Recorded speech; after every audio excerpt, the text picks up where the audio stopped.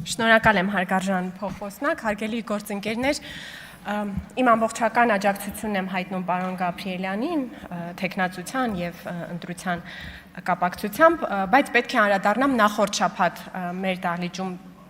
իմ դիտանկյունից կիսատ մնացած մի քննարկման Տիկին Խամոյանի հետ, նա կրկին դահլիճում չէ, բայց քանի որ արդեն իսկ նոր թեմաներ են սկսում շոշափվել, որոնք հետաքրքրություն են ներկայացնում, սրանց այս նախորդ քննարկումը անհրաժեշտ եմ համարում փակել, թեև մյուս падգամավորների որոշ մտքերի եւս արձագանքներ ունեմ։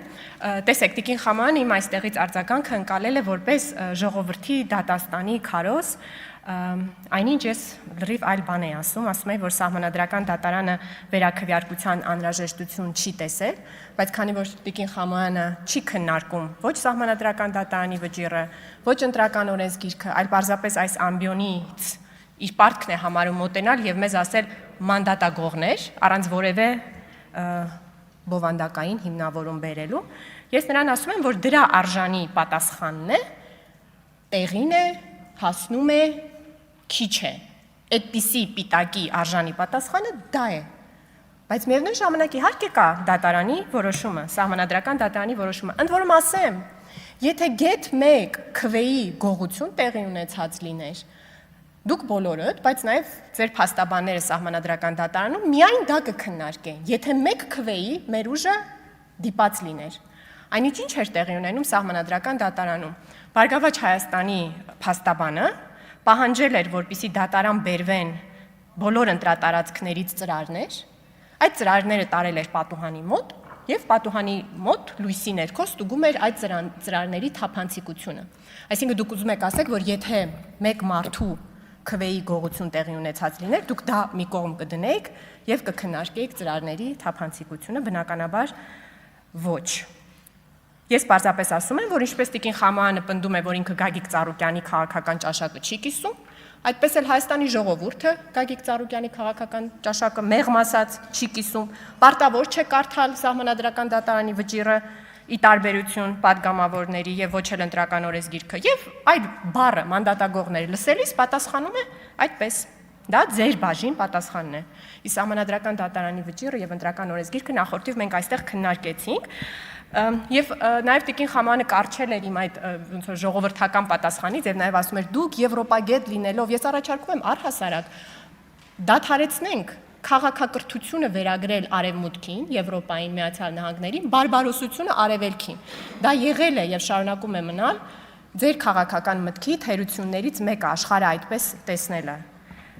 Եվ նաև ասում է, որ բա դուք գիտեք մարդիկ մեզնից ինչ են պահանջում, ինչ սցենարներ են քննարկում, որ ձեզ հետ տեղի ունենան։ Իհարկե գիտեմ, դրա համար էլ Արթուր Սարգսյանին զրկեցին կանձեռնմխելիությունից, որովհետև քննարկում են, թե ինչպես պիտի կամ մեռցնեն, կամ մեռնեն։ Այո, գիտեմ այդ սցենարները, բայց ես խոսում եի բացառապես այնպիսի մի իրավիճակի մասին, երբ կա դատարանի որոշում։ Ես չեմ ուզում, որ Տիկին Արեգնաս Մանուկյանի մասին մեզ հետևողականորեն ձեր ուղղած հարցը մնա անպատասխան։ Այդ հարցը դժվար է տալ, բայց ես այդ հարցը կտամ։ Եվ հույս ունենամ, որ մենք դրա շուրջ էլ կձևավորենք այս դահլիճում միմյանց հարցերից չխուսափելու մշակույթ։ Իհարկե, ես կթեթևանամ, կուրախանամ, եթե տեսակցությունները թույլատրելի համարի իրավապահ համակարգը։ Բայց ես նման կոչ չեմ անելու։ Եվ կարծում եմ, որ նաև դուք էլ եթե քիչ խոսեք այդ մասին, հնարավոր է այդ խնդիրը առավել արագ լուծվի, քանի որ ձեր այդ բարոյաքաղաքական ճնշումները սովորաբար սնում են այն արատավոր մտայնությունը, թե կարելի է հանցագործությունների մեջ ներգրավել կանանց, մանկահասակ երեխաներ ունեցող կանանց, կրծքով կերակրող կանանց, եւ հետո գալ այդ բարոյաքաղաքական ճնշումներով փորձել շանտաժ անել եւ անպատժելիություն ստեղծել։ Կանանց իրավունքները բոլորովին դրա մասին չեն, երբ ես խոսում եմ կանանց իրավունքների մասին, ես չեմ խոսում օրենքի առջև անհավասարության մասին, այլ խոսում եմ ի բնե, ի վերուստ կանանց տրված եւ օրենքով ամրագրված հավասարության մասին։ Այդ կեղծ պաշտպանության քողի ներքո կանանց զրկում են իրենց ձայնից, իրենց պատասխանատվությունից եւ իրավունքներից։ Երբեք կանանց իրավունքների մասին խոսելիս ես այդ չեմ նկատի ունեցել, ինչ դուք արտոնություն կամ առավել մեղմ վերաբերմունք օրենքի դիտանկյունից բոլորովին։ Մեզ հիշեցնում եք մեր միջնորդությունը Սիներգի կազմակերպության աշխատակիցներին տրված, ընդ որում թե կին թե տղամարդ, Վերհիշենք ինչ է տեղի ունեցել, երբ դատախազությունը փոխել է կալանքի մասին որոշումը, մեջբերել է ոչ թե մեր միջնորդությունը, այլ մեջբերել է քննության հետ համագործակցելը եւ նաեւ մարդիկ վերջում ընդունել են իրենց մեղավորությունը։ Եթե դուք դա եք անվանում հովանավորչություն եւ դա եք ուզում, ապա գիտեք փաստաբանի հեռախոսահամարը։ Հետևաբար այս ամբիոնից պետք չի գալ նկարագրել մի սցենար, որը իրականությանը չի համապատասխանում ու պահանջել ասել դե երկակի ստանդարտ եք դրսևորում, մի դրսևորեք։ Գիտեք ինչ անել այդ դեպքում։ Եթե մեզ հետ պատահածը կարծում եք, որ շատ լավ բան էր, այդ նույնը հասանելի է նաև ձեզ։ Այստեղ նաև կրկին այդ Սահմանադրական դատարանի վճռի մասին խոսելիս խոսվեց այն մասին, որ հայրենիք եւ հազարավոր տղաներ են կորցրել, ինչու եք այդ հարցի վրա կենտրոնում կամ ավելի ճիշտ դուք ամեն ինչ մոռացության եք մատնում։ Մի անգամ Տիկին Գրիգորյան դուք էլ ինձ մեղադրել էիք սուտ Հայաստան-Վրաստան հարաբերություններում հակավրացական բանաձև հեղինակելու մեջ, ես դες դա ասեցի, եւ դուք եկաք այս ամբիոնից ասեցիք, այո, ես սխալվել եմ, բայց իմ սխալը չի արժեցել հազարավոր կյանքեր։ Բայց հասկանանք էլի պատերազմի արհավիրքի համար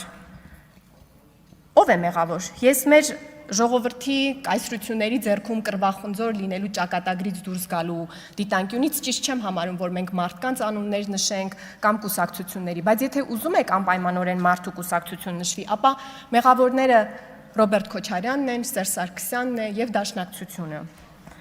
Որտեւ գիտեք ինչով են զբաղված եղել այդ մարդիկ առաջին պատերազմի ժամանակ, որտեղ եւս զոհեր եղել են։ Ընդ որում ես կարծում եմ, որ սա ոչ թե ժողովրդական բանահյուսության դիտանկյունից պետք է նայենք, այլ պետք է նայենք, թե ինչ է ասում հենց անձամբ ինքը Դաշնակցությունը Ռոբերտ Քոչարյանի մասին։ 92 թվականին, երբ Լեռնային Ղարաբաղում Դաշնակցությունն էր իշխանություն, իսկ Ռոբերտ Քոչարյանը եկել Վանաձորից ընտրվել էր Գերագույն խորհրդի պատգամավոր։ Ինչ էր տեղի ունենում Ազգորաթերթի մի հոդվածում Աննա Իսրայելյան անունով մի լրագրող պատմում է, որ Լեռնային Ղարաբաղում գերակա դիրք ունեցող Դաշնակցությունը պնդում է, որ Սերժ Սարգսյանը եւ Ռոբերտ Քոչարյանը զբաղված են բենզինի, սննդամթերքի ու զինամթերքի մատակարարումների մենաշնորհների միջոցով Ղարաբաղում իշխանություն հաստատելով։ Ես չգիտեմ Աննա Իսրայելյան անունով լրագրող այն լրագրողն է, որին մենք ճանաչում ենք թե ոչ, բայց դրանից 1 ամիս անց նույն բանը հաստատում է Դաշնակցության բյուրոյի անդամ Վահան Հովհաննիսյանը, այդ նույն թերթում իր հոդվածում, որը իմիջիալոց նույն պարոն Հովհաննիսյանը դարձավ ԱԺ փոխոսնակ եւ Դաշնակցության նախագահի թեկնածուն էր 2008 թվականին, նա էլ է պնդում, որ Սերժ Սարգսյանը եւ Ռոբերտ Քոչարյանը նավթի թագավորներն են եւ զբաղված են Լեռնային Ղարաբաղում մատակարարումների մենաշնորհների միջոցով յուրայինների ցանցի ստեղծմամբ։ Սա միայն այդ թերթերի հոդվածները չեն, որը միայն հիմա վերհանում ենք, այլ դրա մասին, ինչպես ասեցի, կա մի ամբողջ ժողովրդական բանահյուսություն։ Վերջերս դուք սկսել եք խոսել այն մասին, որ պետք է անցյալի սխալները ընդունել ու ասում եք, որ ձեր ոդքասթի շրջանակներում ասում եք, որ անցյալում Հայաստանում ֆեոդալիզմ էր։ Կարծես այդ ֆեոդալիզմը Քոչարյանը չի հիմնադրել։ Ընդ որում դրա ապացույցն է կա։ 98 թվականի մի հարցազրույցում լրագրողը նրան հարցնում է Ղարաբաղում գեներալների դղյակների մասին եւ ինչ են նա պատասխանում։ Ասում է. կան նաեւ մի շարք այլ հրամանատարների տներ եւ ժամանակին դա Ղարաբաղում քաղաքական որոշում էր։ Պատերազմի վերջում ակնհայտ երևում էր, որ քանի որ հարցը կարգավորված չէ, պարոն Քոչարյան, դուք այստեղ նախորդ քննարկման ժամանակ ասում եք, որ վիճակը այն ժամանակ այլ էր, մենք հաղթած ենք, մենք ինքնավստահ ենք։ Ձեր հայրն է ասում, քանի որ երևում էր, որ հարցը կարգավորված չէ, ժողովուրդը նույնիսկ իրենց տների վերականգնման հարցում բավականին պասիվ էին, մտածելով, թե ով գիտի ինչ ապագա կունենան, եւ այն ժամանակ որոշեցինք, որ ճիշտ կլինի, որ հրամանատարները սկսեն կառուցել տներ։ Լրագրողը նրան հարցնում է, ասում է աշխատավարձով, նա պատասխանում է, գիտեք, գրաված տարածքներում, Կովսական, Սանասար, գիտի այդ բառերը Ռոբերտ Քոչարյանը, գրաված տարածքներում այնքան շինանյութեր կային, որ այստեղ մեծ գումարներ չէր պահանջվում, եւ ես պիտի ասեմ, որ եթե նայեք Մարտունու պաշտպանական շրջանի հրամանատարի տունը, ապա այդ տունը երևում է քուր գետից։ Սա է եղել այդ արտաքին քաղաքականությունը, հաղթանակը, ինքնավստահությունը, որը դուք առաջարկել եք ցույց տալ, կառուցել դղյակներ եւ հետո էլ դրանք կառուցել եք Երևանում։ Հիմա էլ որ երևա Արաքս գետից։ Բանակի հրամանատարները գրաված տարածքներում շինանյութերով կառուցել են տներ, որ Երևան քուր գետից, սա է եղել արտաքին քաղաքականությունը։ Լեռնային Ղարաբաղի առաջի պատերազմում կուտակել իշխանություն, հրադադարը ավելի ուշ հայտարարել հաղթանակ, Եվ հետո ապօրինի գործունեությամբ գույք կուտակելով իսկ էսկալացիաների ժամանակ մեր պետության ինքնիշխանությունը սկուտեղի վրա մատուցել մեկ այլ երկրի։ Սա է եղել պատմությունը։ Այսքանն է։ Շնորհակալ եմ։